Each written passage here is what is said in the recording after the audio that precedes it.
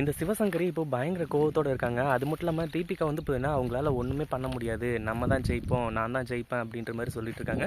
நீ இதெல்லாம் சொல்லாத. அந்த கயல் எப்படி இருந்தாலும் வந்து பார்த்தீங்கன்னா, ஜெயிச்சே தீரணும் அப்படிங்கிற வெறியில, அவ என்ன வேணாலும் வந்து பார்த்தீங்கன்னா பண்ணலாம் அப்படின்ற மாரி சொல்றது மட்டும் இல்லாம, அடுத்ததா என்னாச்சு அப்படின்னு பார்த்தீங்கன்னா, ஒரு பக்கம் இந்த சிவசங்கர் இருந்துட்டு, "இங்க பாரு தீபிகா, நான் சொல்றத மட்டும் தெளிவா கேட்டுக்கோ. நீ வந்து பார்த்தீங்கன்னா, இந்த ஒரு விஷயத்த வந்து ஒண்ணு தெளிவா பண்ணு."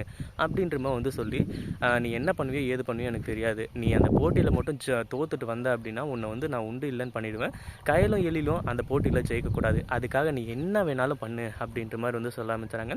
இதை கேட்கும்போது வந்து பார்த்தீங்கன்னா தீபிகா இருந்துட்டு எப்படியாச்சும் வந்து பார்த்தீங்கன்னா இந்த ஒரு விஷயத்தை வந்து நம்ம பண்ணிடலாம் அப்படின்ற மாதிரி வந்து சொல்லி கடைசியில் வந்து பார்த்தீங்கன்னா அந்த ஒரு விஷயத்தை வந்து செய்கிறாங்க. அதாவது இந்த போட்டியில் எப்படியாச்சும் ஜெயிச்சாகணும்னு சொல்லிட்டு. ஆனால் கடைசியில் வந்து பார்த்தீங்கன்னா நம்ம கயலும் எழிலும் தான் ஜெயிக்க போகிறாங்க. இந்த வீடியோ பிடிச்சிருந்தா லைக் பண்ணுங்கள், ஷேர் பண்ணுங்கள். இப்போ தான் நம்ம சேனலுக்கு ஃபர்ஸ்ட் டைம் வரீங்க அப்படின்னா கீழே இருக்க சப்ஸ்கிரைப் பட்டனை ப்ரெஸ் பண்ணிக்கோங்க.